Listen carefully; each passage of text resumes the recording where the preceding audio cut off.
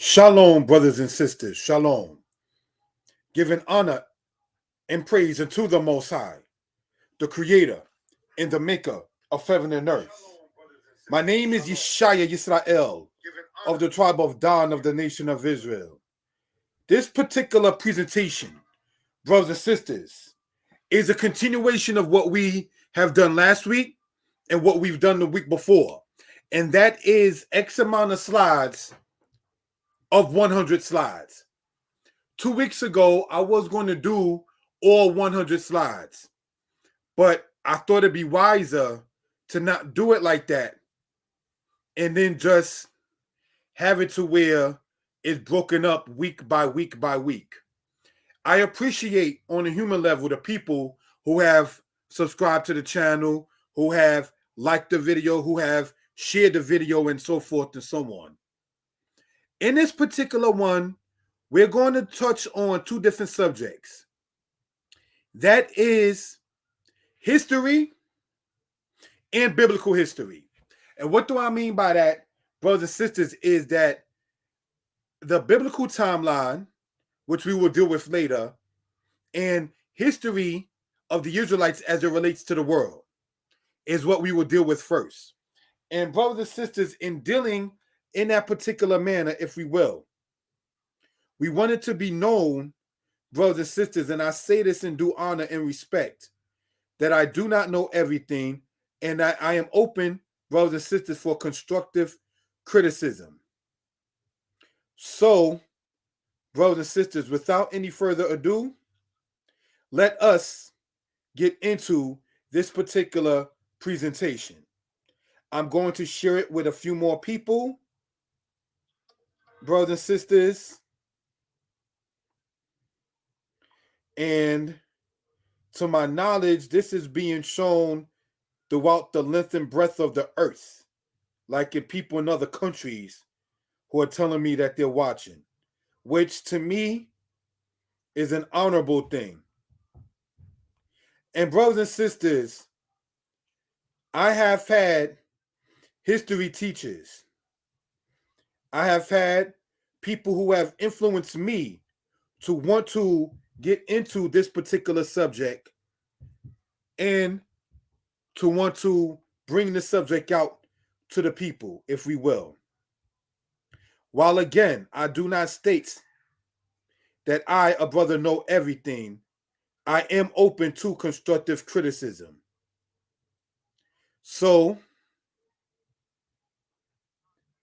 brothers and sisters, without any further ado, I say Shabbat Shalom to my lady, Sarah Michaela, to the brother Yared, and to Peter Morris. Feel free, anybody, to leave a comment. Feel free to share the video and so forth. All right, let us start, if we will, brothers and sisters.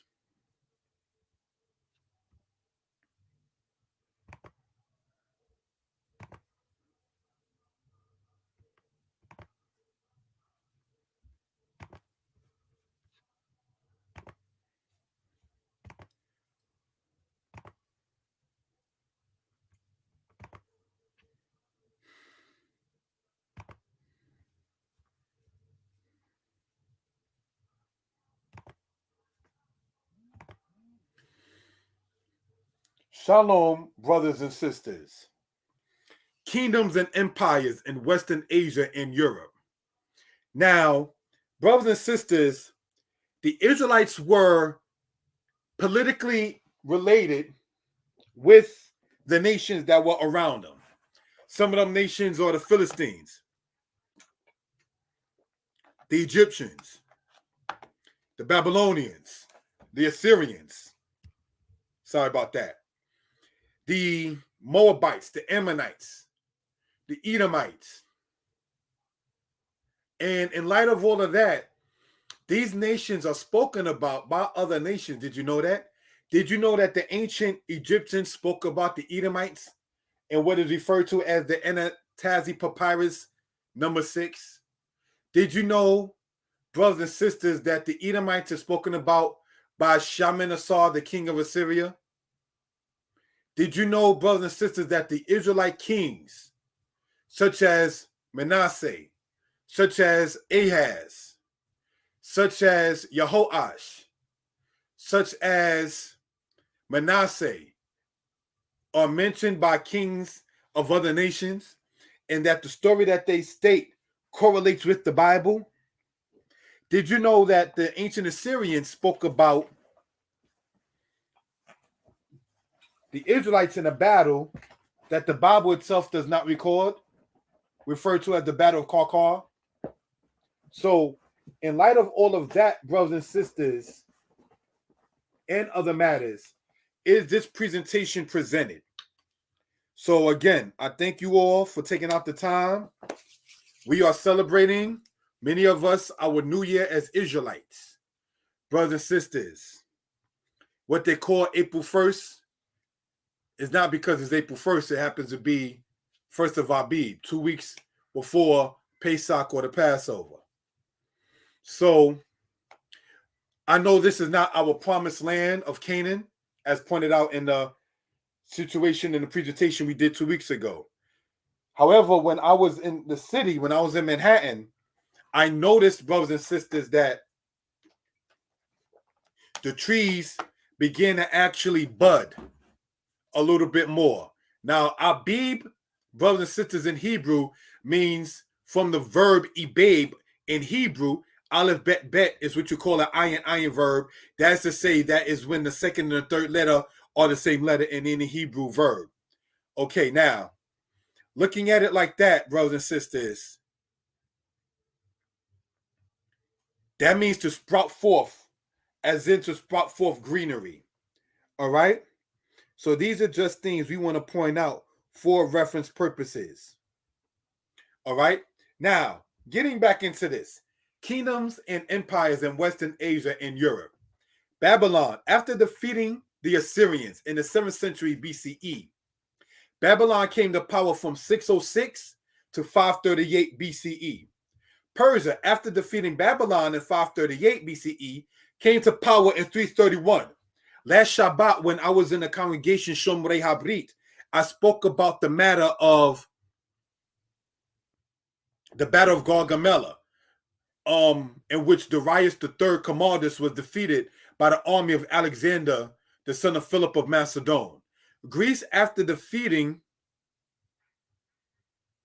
Darius III in 331 BCE, came to power until 168 BCE in the Pydna battle and the Battle of Corinth in 146 BCE. So what am I pointing out, brothers and sisters? We want to show this, if we will, with the laser pointer, right? Greece lost in 168 BCE. Now, what significance does that have to do with Israel? Because, brothers and sisters, that right there is during the era of Antiochus. When you go into the book of Maccabees, you read about the guy that was a prison in Rome, being Antiochus, and how he became a great power within the Greek Empire. Well, what was also happening is that Greece was beginning to lose to Rome. All right. Now, we already know in 165 BCE and 164 BCE is the era of the battle that we understand as what led to Hanukkah, aka Hanukkah. All right. That is, brothers and sisters, when the Maccabees fought against the Greeks under the people who were called the Antiochids and reclaimed everything back that was theirs. So these are just things, brothers and sisters, that we want to point out for edification purposes. All right? So let us go into this. Rome came to power in 146 BCE. Then in 285 AD, separated to east and west. The west fell in 476 AD. That's supposed to be. Sorry about that, brothers and sisters. We're going to change that right now. All right?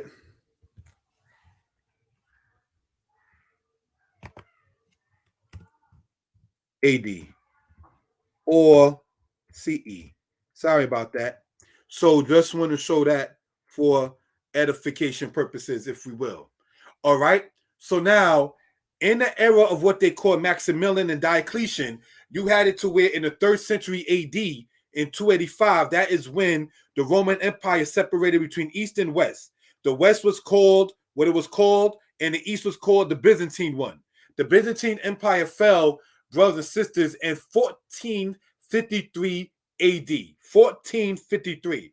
Why does that become significant? Because the first slave ship was used by the Portuguese in 1441. So while, brothers and sisters, the Byzantine Empire was still in operation, the Atlantic slave trade had already started. So what happened in what they call the West, and ultimately with the matter that happened with 476, Rome began to fall. One of the things that caused Rome to fall was the fact that the soldiers didn't want to be soldiering. They would come back from saying X amount of months and find their wives to be X amount of months pregnant. Like how this happened when I wasn't around, kind of thing. So they began to just say, you know, we're not going to even be fighting on Rome's side and so forth and so on. All right? So, brothers and sisters, let us continue with this. Thank you for the time. Ethiopian Sea and Hebrews in Africa. Now, what we're looking at here, we want to, brothers and sisters, show, all right, if you will, with the laser pointer, right? The Ethiopian Ocean. Sea and ocean in Hebrew is the word Yam, all right? So now, all of Africa, to a great extent, was called Ethiopia from the word Ethene in Greek, which means burnt face. It wasn't just the country of Ethiopia of today that was referred to as such. And as I pointed out in the past, when you go to the book Before the Mayflower by LaRon Bennett Jr., brothers and sisters, that is when you begin to see that the people that were brought over here as captives were also called Ethiopians. So these are just things we want to point out, that that was a byword, all right? We pointed this out for reference purposes and so on, all right?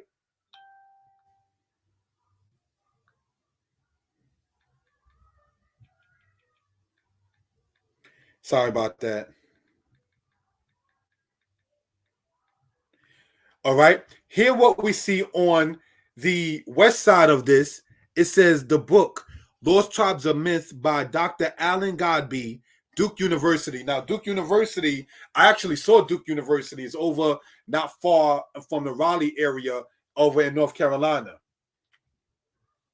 And brothers and sisters, in that book, it says that these people are Judean Hebrews from Upper Senegal. Hold on.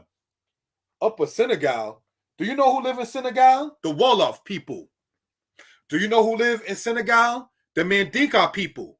Do you know who live in Senegal? The Fulani people. So let's just look at Senegal for a second and take in what Alan Godby is saying in the 1930s, that this is a picture of people from Senegal that are Judean Hebrews. Brothers and sisters, the world knows that when the Romans attacked the Israelites, that the Romans and attacking the Israelites from the north, the Israelites fled further south. You understand? So these are just things we want to point out, brothers and sisters, for edification purposes. All right? So, brothers and sisters, one second, please.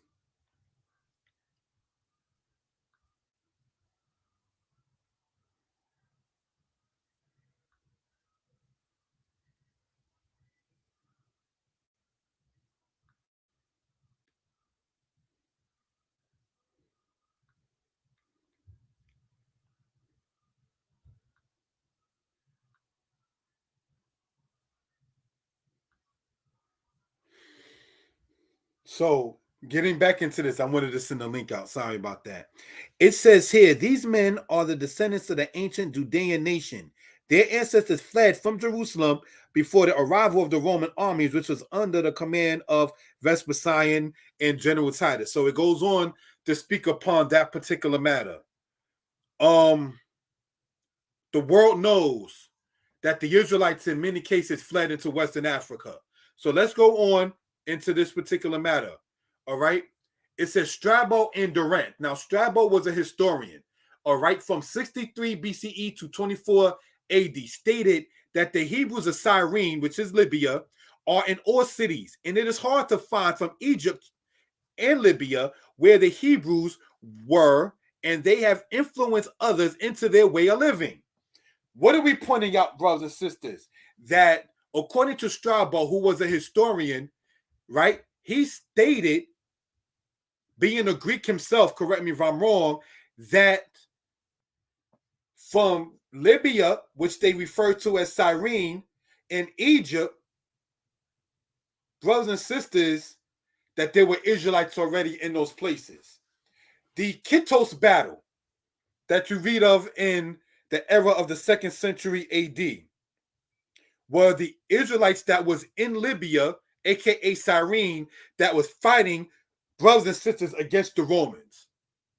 So these are things you can point this out in history. So we don't always, and I say in due respect, we don't always want it to make it seem as if all we cite is the Bible, all we cite is the Bible, all we cite is the Bible, our book always citing the Bible, because you can show, as Corey Mikael pointed out, truth is verifiable. You can show this evidence in other aspects and in other places. All right. So again, just wanted to, as pointed out, bring this out for edification purposes. Will Durrant stated that by 70 AD, there were thousands of Jews, and I'll put in brackets blacks, by the way, in Seleucia, Tigris, and numerous in Arabia, and crossed thence into Ethiopia. When you go, brothers and sisters, into the book From Babylon to Timbuktu by Rudolf Windsor, you'll begin to see, know, and understand about the Jews, aka the Israelites that was in Yathrib. Brothers and sisters, whom they refer to as the Prophet Muhammad of Islam, uncle was taught by the Israelites. The original form of Islam prayed toward Jerusalem, not Mecca. Why would you think that in the Quran, chapter 1, verse 122, it says that Yaqub or Yisrael is the chosen people?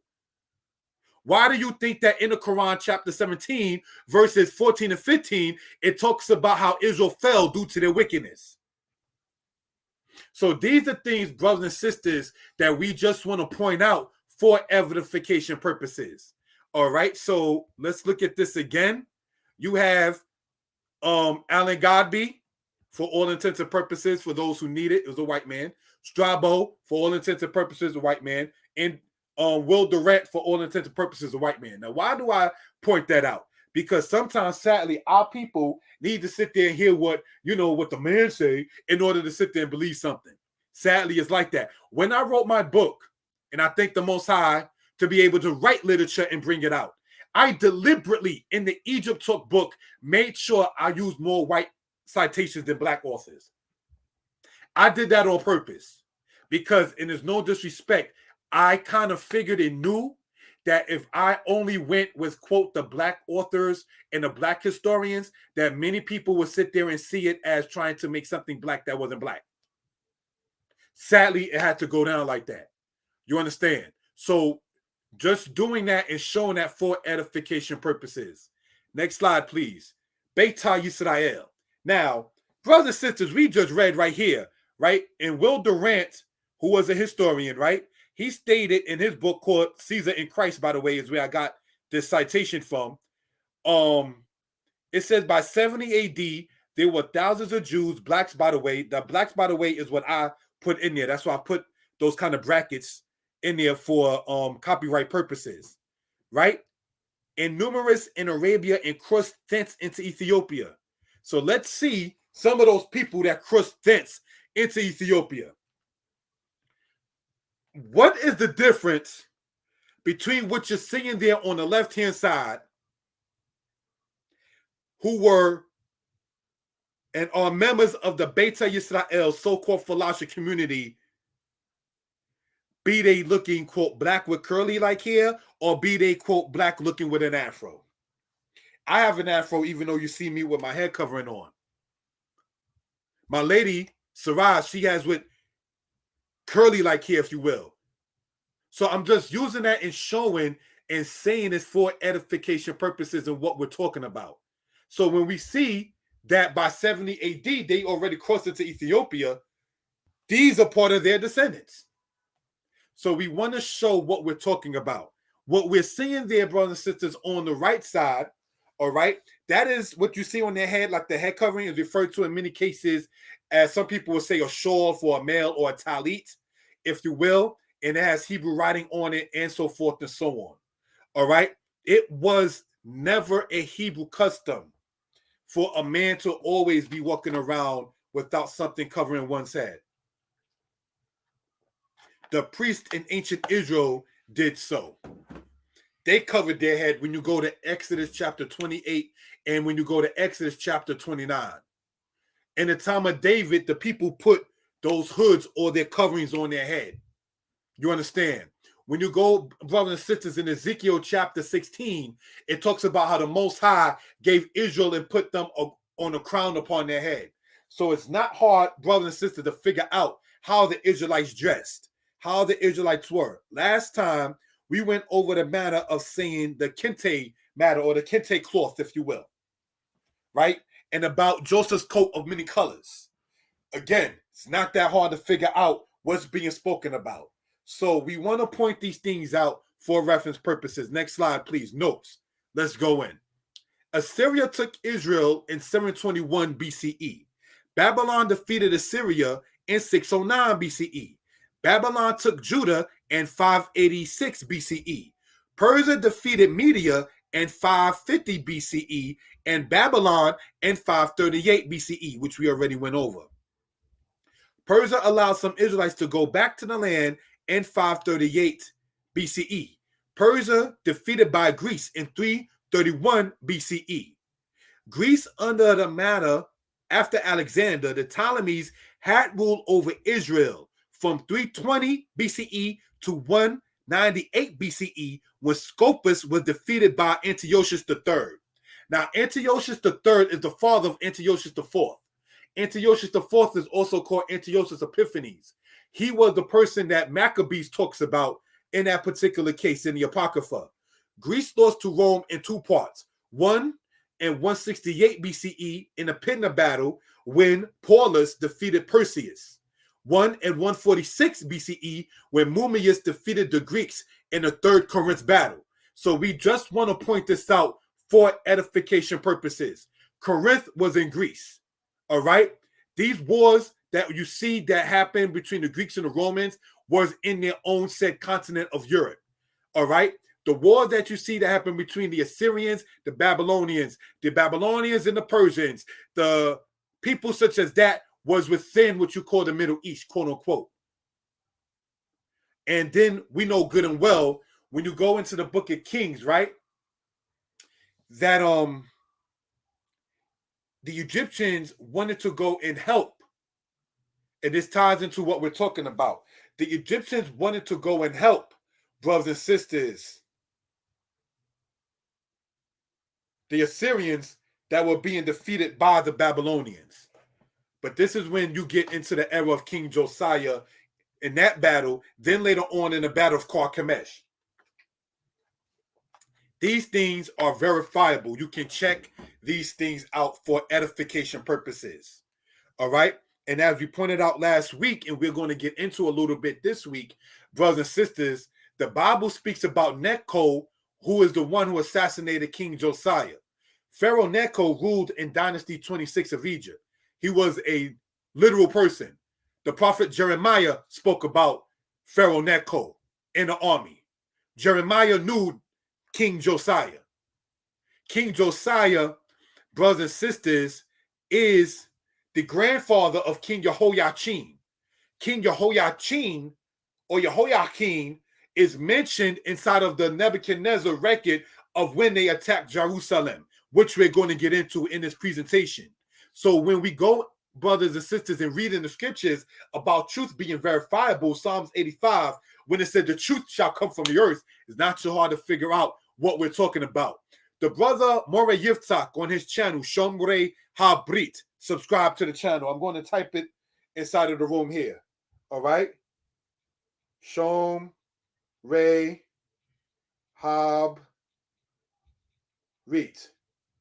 Subscribe to that channel when you see it on YouTube. We're asking you, brothers and sisters. he mentioned about line upon line and precept upon precept. That is how we want to come in this particular fashion. All right. So let's go on, if you will, to the next slide. Thank you. Jeremiah and Isaiah. It says this: Thus saith the Lord, stand ye in the ways and see, and act for the old paths, where the good way is, and walk therein, and ye shall find rest for your souls. But ye said, we will not walk therein. That's in Jeremiah on the left-hand side of that. That's in Jeremiah, brothers and sisters, where it says, stand ye in the ways. In other words, stand in the paths and see and act for the old paths. Jeremiah, as we already pointed out, his timeline correlated to the new kingdom of Egypt, or the later kingdom of Egypt in Dynasty 26. It correlated to when Assyria was losing to Babylon. It correlated, brothers and sisters, when the Persians was getting their stuff together, who eventually defeated the Babylonians. Jeremiah, you know, he died in the land of Egypt. Did you know that? Did you know that when the Babylonians defeated Judah, that the people of Judah took Jeremiah and brought him to Egypt?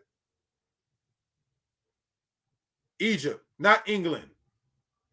Why do we want to point that out? Me and my lady, last September, we went to Egypt.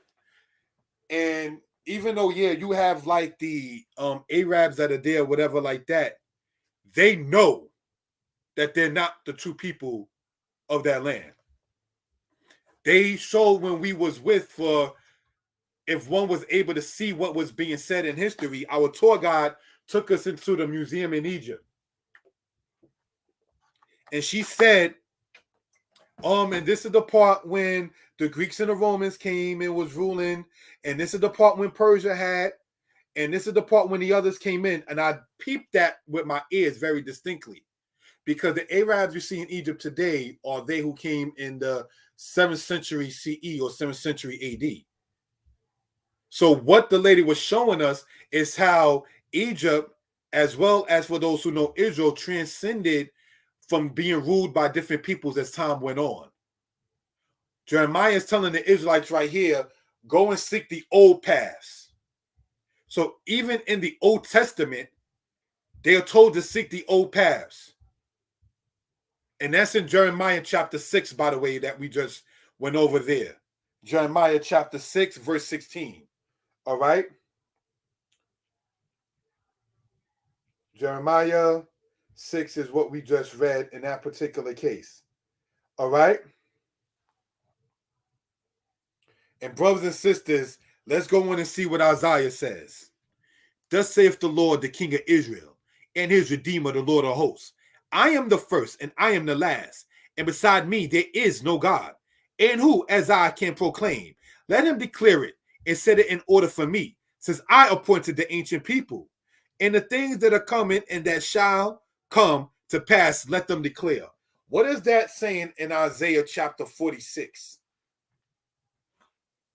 What is that saying in that part? And who, as I, can proclaim? Let him declare it and set it in order for me.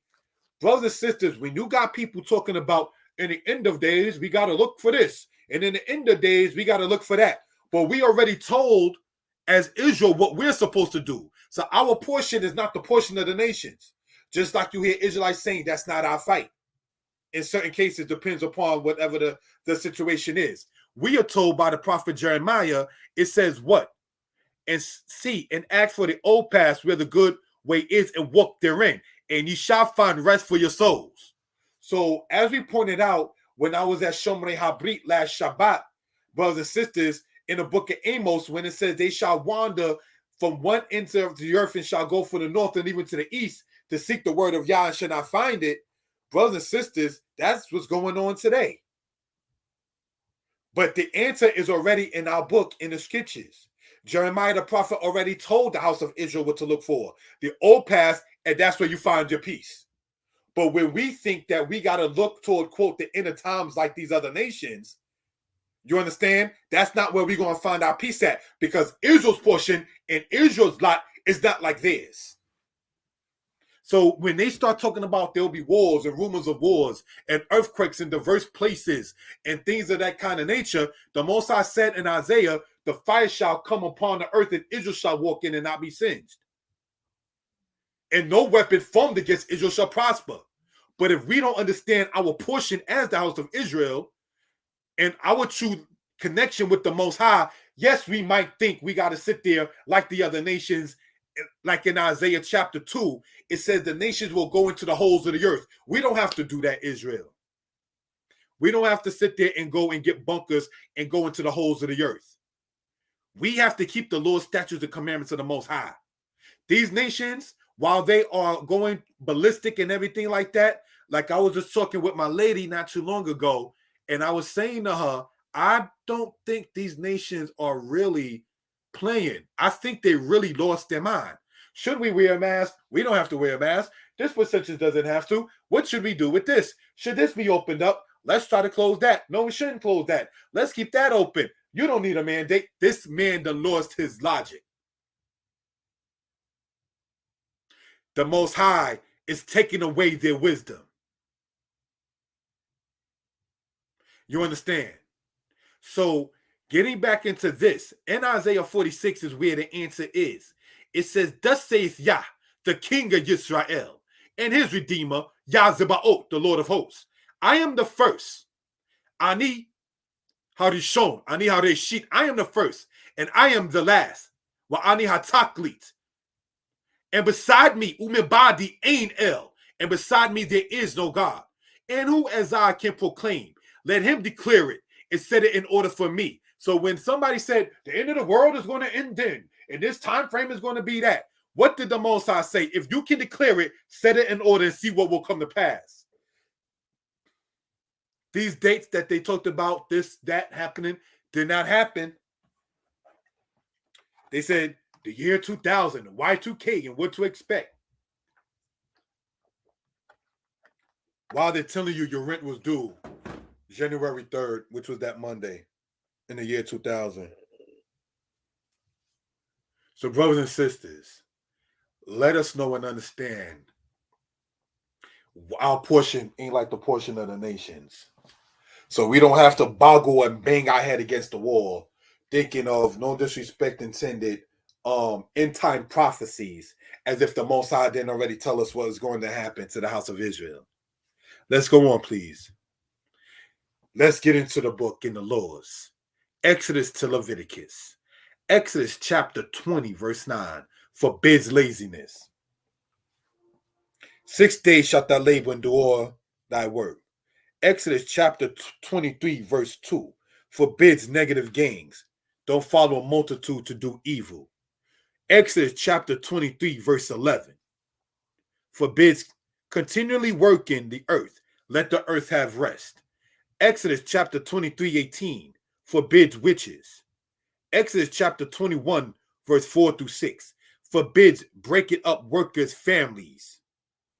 Slavery in America, they used to break up the families, you know. And then you wonder why, when they allowed, quote, the Negro to fight in the Civil War, while the black man went so hard.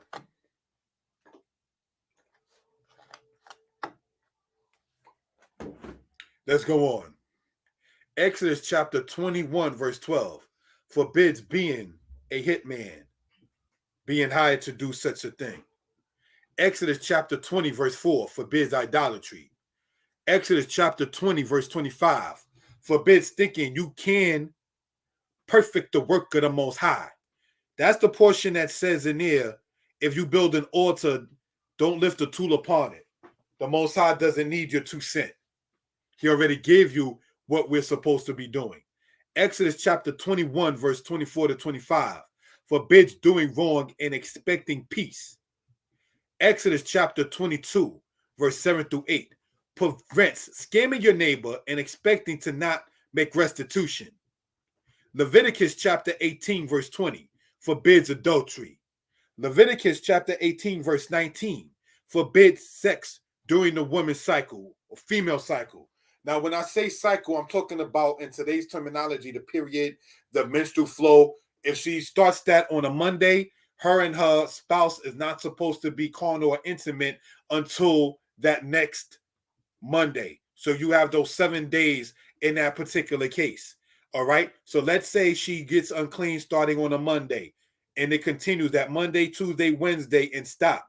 And then it goes on again that Monday or next Tuesday. You got to count another 7 days, even if she doesn't go on to that next Wednesday or Thursday, because from the first day of the flow of blood, her menstrual cycle, that is to say when it's shedding, if I'm not misquoting it, from it not being fertilized, that is the time of her to be separated in that particular case.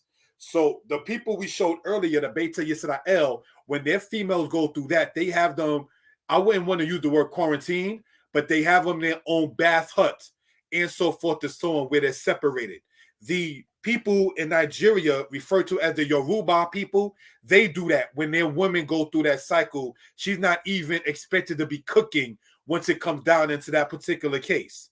So these are things that we want to emphasize while we're going over history, dates, the diaspora of Israel. Let's understand when it says in Jeremiah, seek the old past. We're going to go over some of those things that the old past are talking about. All right. Leviticus 18:22 forbids homosexuality, including the down low. Now, why do I want to emphasize that? Is because people who participate in those kind of homosexual acts or whatever like that, some of them feel that they are still not, quote, gay, quote unquote, because they are married to a lady or they're into, quote, ladies too, and so forth and so on. Or they have, and I don't mean to be disrespectful to the Shabbat or our New Year, they have what they call the tops and the bottoms. And in that particular case, it's, well, I don't, quote, receive, so therefore I'm not, quote, gay. That's how the down low justifies their wickedness in their mind. But Leviticus 18:22, it distinctly says, Wa'et zakar, and with the male, regardless of the age of the male. Wa'et zakar lo tishka mishkabe isha toy bahi. And with the male, thou shalt not lie as with the layings of a woman. The layings, mishkabe. Shakab means to lie down or to lay. Mishkab, laying of. Mishkabe, the layings of. So whatever, in today's terminology, that mishkabe in Hebrew can be said as whatever position one does in a marriage between a heterosexual relationship. Two males are not supposed to do that. Whatever you want to sit there and call it.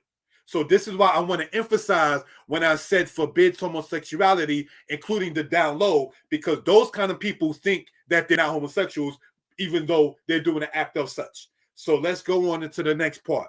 Leviticus 18, verse 17, forbids dealing with the woman and her offspring in relations to sex.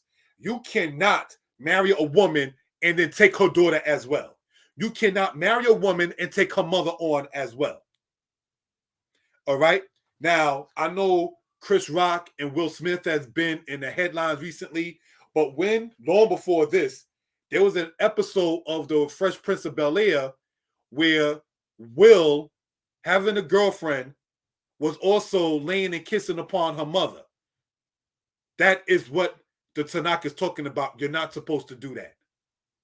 All right. So these are things we just want to point out for edification purposes. Next slide. We're going to let the book speak. Because remember, we already read here in Jeremiah, seek the old ways. So let's see and let the Torah lets us know what passed in order to find peace. Leviticus 19:13 forbids being a con artist. Lying and stealing go hand in hand. They're cousins. Because you're going to lie about your theft and you may steal to try to make your lie believable. So lying and stealing are cousins. All right. Leviticus 19:16 forbids slandering brothers and sisters. Leviticus 19:16 forbids withholding help.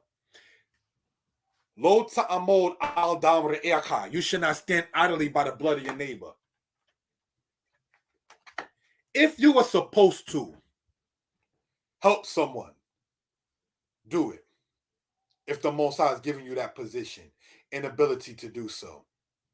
You don't see your brother and sister in need of help and then, quote, turn the blind eye.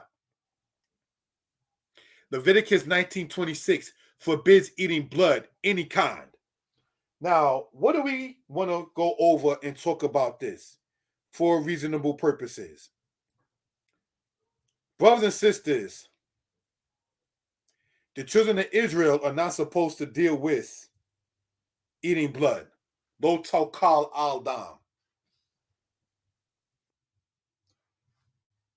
You're supposed to drain the blood out. Any element that an animal or soul may have is within its blood. We don't partake in that. Spiritually, symbolically, or otherwise, the children of Israel are not supposed to eat blood. These Suri people, and I'm going to type this inside of the room, all right? Suri, it's a tribe in Ethiopia. They drink blood.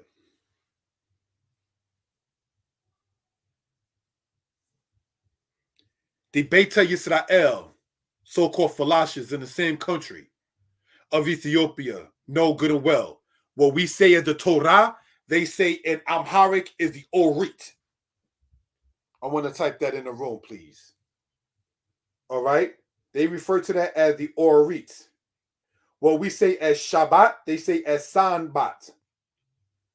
What we say as Pesach, they say as Fasika. Now, real quick sidebar, for these black people to know this kind of matter, and many of them ain't never seen no KJV, much less they ain't even see the Masoretic text of the Tanakh. How did they know of these customs in the country that even Pan-Africanists say was never, quote, colonized? Let's go on, if we will, brothers and sisters. Leviticus 19:26 forbids the tarot cards in the zodiac. Our sign is the Shabbat. Our sign is not a Cancer, a Libra, or a Taurus. When you read Lo Te'ornenu in Leviticus 19, you shall not observe times. What that is talking about, Te'ornenu, they would sit there and look at the matter of the clouds and say, oh, this means this according to the signs of the heavens. The Most High gave us prophets on earth. So that is what we want to point out for evidence purposes. Yes. Now, when you go in Chronicles chapter 12, verse 25 or verse 26, it does say that the tribe of Issachar of Israel knew how to read the heavens to know what to do. But we already know you got Passover. We can tell by that, by the new moon. You got Shemini Atzeret. We already know what that is and how the moon coordinates those kind of things from month to month. So these are just things that we want to point out for edification purposes. But when you start to talk, say, about the Taurus, the Libra, the Pisces, the Capricorn, the Cancer, and things of that kind of nature, that's not our way of the house of Israel. Neither can you identify your tribe by the month you're born. Like some people say, Dan is born in March. You understand? You are what your father is, not what month you're born in. But what does that show? While people who are understanding, I'm not trying to bash nobody's understanding to this. This is what Isaiah is talking about when it says the valley of decision and the noise in the valley. The brother Moreh Yitzhak spoke on his channel about people being one in their family coming to this great understanding of who the Most High is and who we are. It can come through any kind of unusual way because the Most High is not bound by the laws of man. So these are things we want to point out. Leviticus chapter 19:28 forbids tattoos. Leviticus 5 verse 1 forbids not being a snitch. What do we want to talk about real quick with that? Not being a snitch. When you read about what is called the voice of adulation, to adjure, ADJURE, you're supposed to report it. Not, I'm going to stay quiet.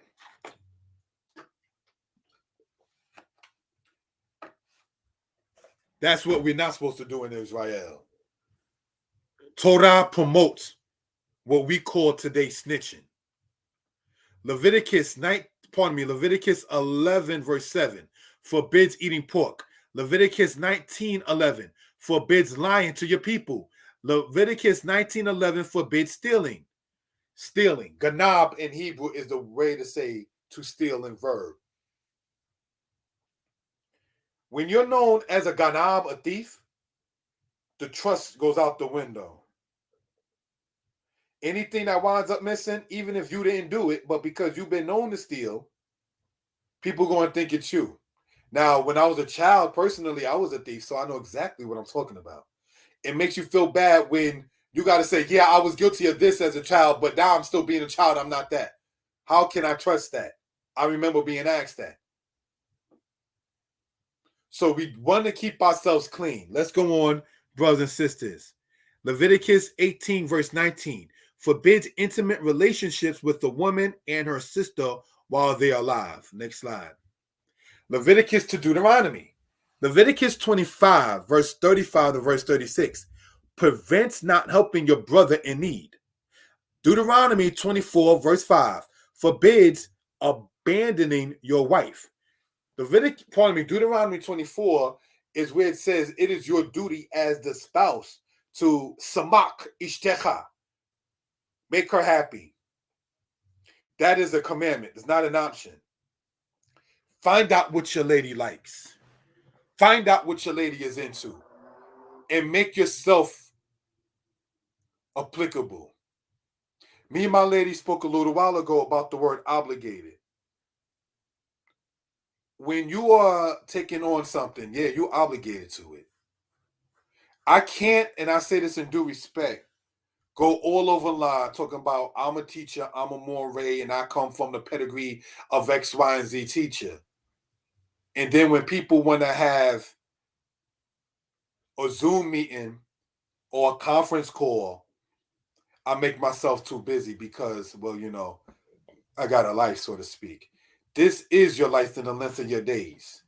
That's what Deuteronomy says. So if you take that and you up there inviting people, going in their inbox and sending your link, going on your WhatsApp and sending the link, going in your text messages and sending the link on Shabbat, but then they ask you a question on quote unquote Sunday, and then you say, I'm busy, I'll get back to you, and then you never get back to them, that's wicked. You're supposed to make yourself available when you are serving of the Most High. Let's go in, if we will. Deuteronomy 11:19 forbids being a deadbeat parent. You're supposed to diligently teach your children. Deuteronomy chapter 23:18 forbids a pimp, which is the price of a dog. You should not bring the price of a dog for any vow.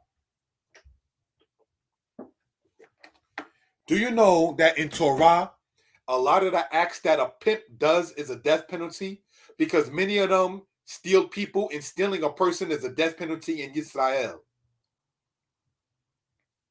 So, brothers and sisters, when said pimp gets killed, the community don't sweat it. It's like son was dirty anyway. These are the things that we want to get back into, our way of life. Deuteronomy 23 verse 15 forbids returning slaves. The South had laws that they created with Congress in 1850, the Fugitive Slave Act. So anybody who was black, be you a runaway slave or a free person, you was taken back into slavery in the United States. Whereas the Bible, namely here Deuteronomy, says you're not supposed to return a runaway slave.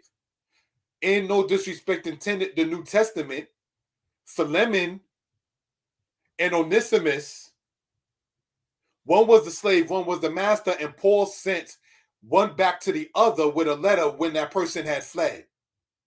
So we just want to point out, when we start talking about, say, the Old Testament and things of that kind of nature, these are things we want to emphasize on. All right? Israel is meant to be a place where people who were slaves can feel comfortable and happy. you harbor runaway slaves in our culture. You don't sit there and return it back. So much for the Bible being a white man's book. All right. Let's go on and we will into this. Deuteronomy chapter 22, verse 1 through 3. Forbids finders keepers, losers weepers. What are we pointing out, brothers and sisters? The matter that says, oh, I found it, you can prove it's yours, but because you didn't find it, I'm going to keep it. You're now what you call a gazelle, a gazelle, a robber. You're supposed to hold on to something, and then when you find out that the person is searching for it, you return it. This is not to toot my horn, but I did that before some years ago. Somebody had forgot their phone, and the name of the person was on the phone, so I looked the person up on Facebook and inboxed the person and returned the phone.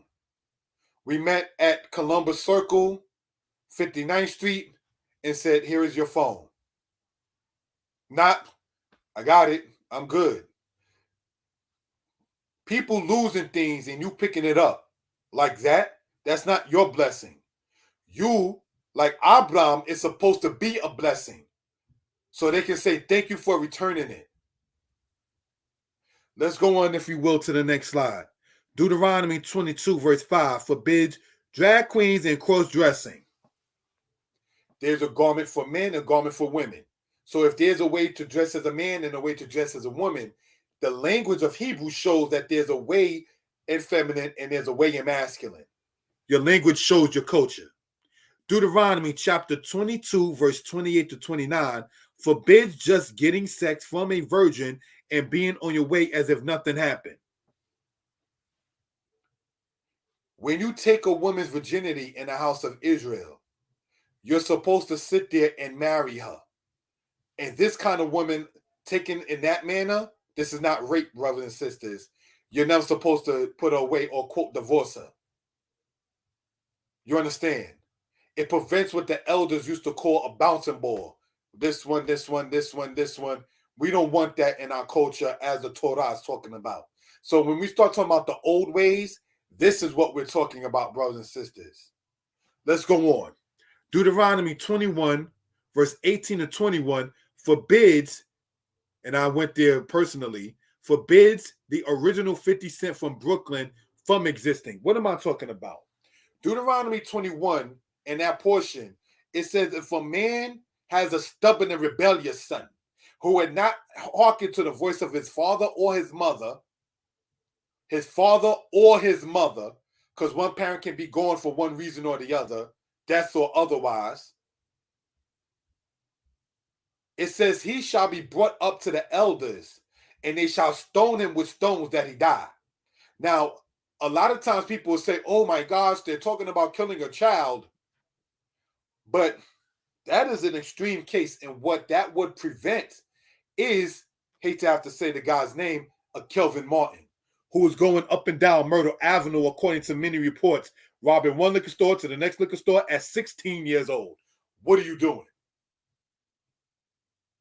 It will prevent, and I hate to have to go there, but we want to bring this home when it says, seek the old past. When Solomon said a child left to his own will be left into wickedness.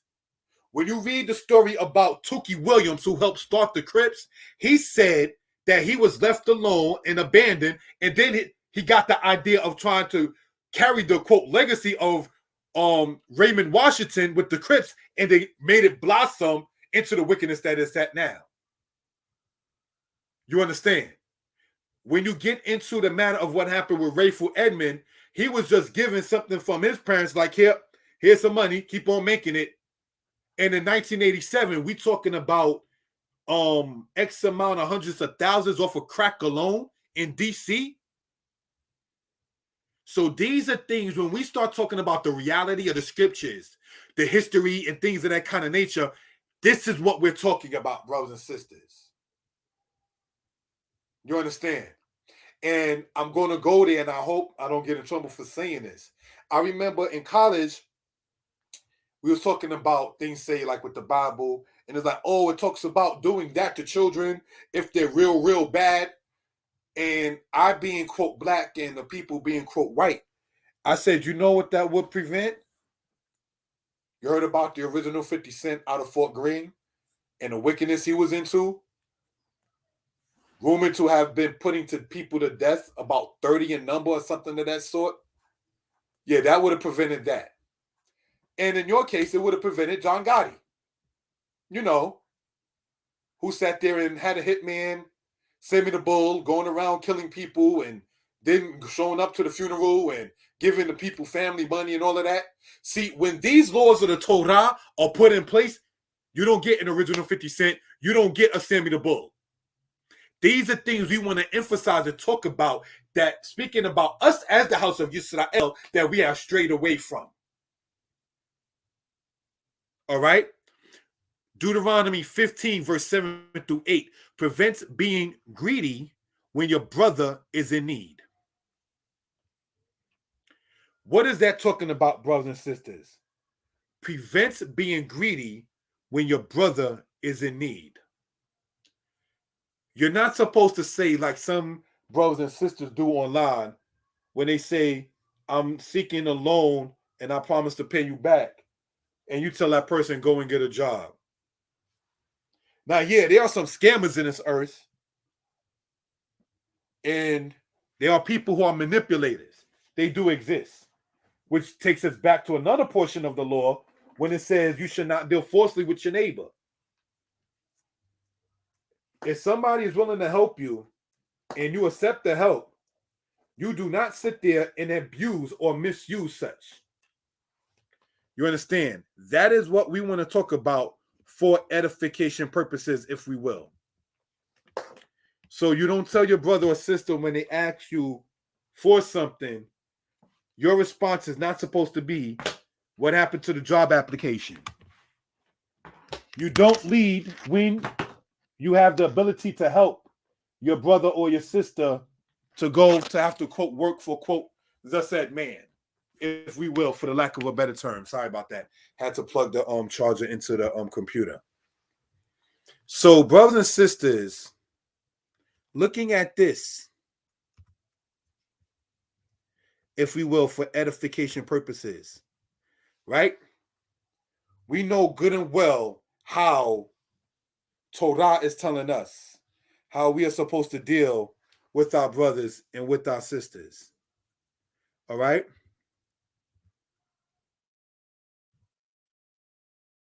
Next slide, please. Romans speak. Oh, sorry. Two more things here. Deuteronomy 15, verse 10 prevents having a spirit of thinking you're losing by helping. And Deuteronomy 18:11 forbids dealing with those who cast spells, conjures up the dead, psychics, and witches. So, no, I'm not going to go and look for my mother who's deceased over 15 years ago. We don't do those things in the house of Israel. All right?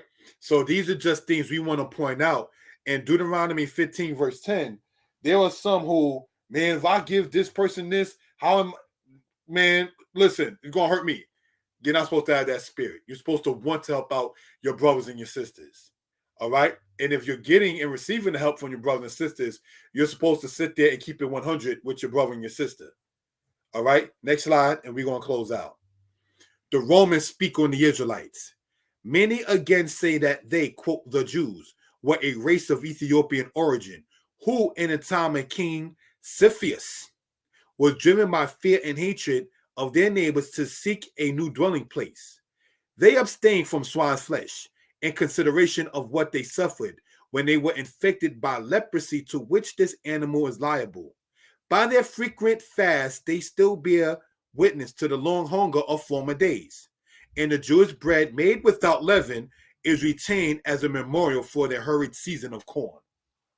That's from Tacitus and what he stated. That many believed that they were a race of Ethiopian origin. We already shown here how people in Ethiopia look. They are from Ethiopia themselves. It's not too hard to figure out on what we're talking about for edification purposes. Then it gets into, brothers and sisters, they abstain from swine's flesh. So from the era of Tacitus of Rome, the Israelites was already known from not eating pork.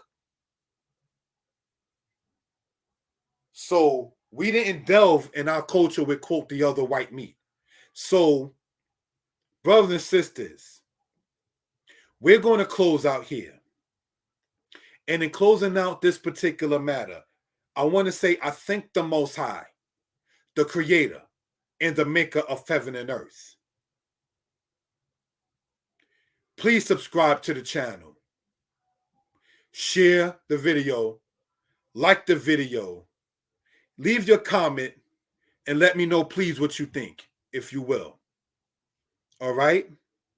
So, we're going to close out. Thank you for the time, brothers and sisters. Subscribe to the channel. I want to say on a human level, thank you to my lady Sarah Michaela, to Jared Judah, Peter Morris, looking up in JA, I take it JA is Jamaica maybe, to Tribes, and to anyone else who will leave a comment in this particular presentation. Thank you for such. Thank you for the time. Most High bless. Subscribe to the channel, hit the bell, so when we go live again, you can get that notification. And with that, shout out on a human level to my brother, Moreh Yitzhak of the tribe of Dan like myself. And we're going to conclude and close out. The anticipated next lesson is tomorrow, 2 p.m. Eastern Standard Time. American, United States, Eastern Standard Time, 2 p.m., which is a Hebrew class. All right? Shalom. Most High bless.